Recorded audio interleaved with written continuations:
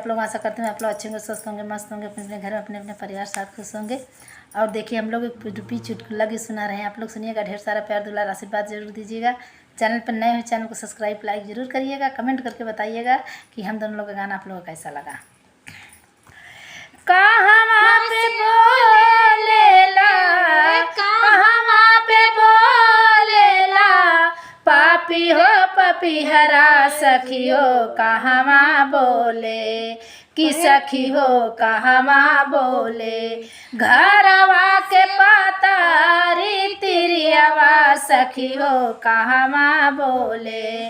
घरवा के पातारी तिरियावा सखी हो कहवा बोले।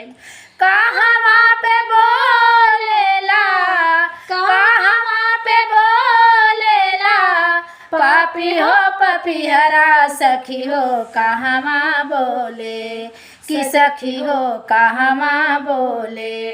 घरवा के पातारी तिरियावा सखी हो कहवा बोले। घरवा के पातारी तिरियावा सखी हो कहवा बोले। बनवा में बोलेला पापी रे पपीहरा, बनवा में बोलेला रे, बनवा में बोलेला पापी हो पपीहरा।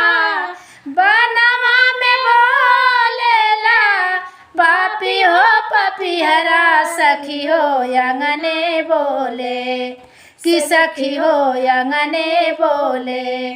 घरवा के पातारी तिरियावा सखी हो अंगने बोले। घरवा के पातारी तिरियावा सखी हो अंगने बोले। काहे भी न बोलेला पापी हो पपीहरा, काहे भी न बोलेला रे, काहे भी न बोलेला पापी हो पपीहरा। काहे भी न बोलेला पापी, काहे भी न बोलेला पापी हो पपीहरा सखी हो काहे बिना, कि सखी हो काहे बिना। घरवा के पातारी तिरियावा सखी हो काहे बिना।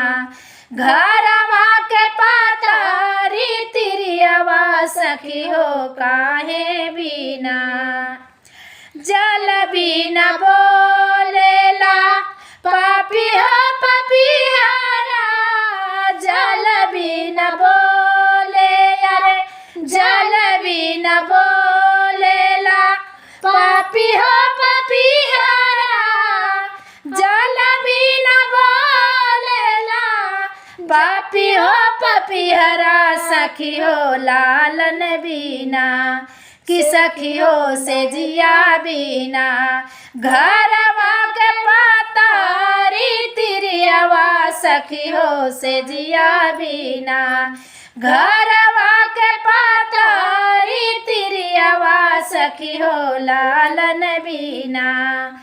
कहवा पे बोलेला, कहवा पे बोलेला पापी हो पपीहरा सखी हो कहवा बोले, कि सखी हो कहवा बोले। घरवा के पातारी तिरियावा सखी हो कहवा बोले। घरवा के पातारी तिरियावा सखी हो कहवा बोले। हम लोग की पूर्वी गीत आप लोग कैसा लगा प्लीज़ आप लोग सुनिएगा। ढेर सारा प्यार दुलार आशीर्वाद जरूर दीजिएगा। चैनल पर नए हो तो चैनल को लाइक सब्सक्राइब जरूर करिएगा।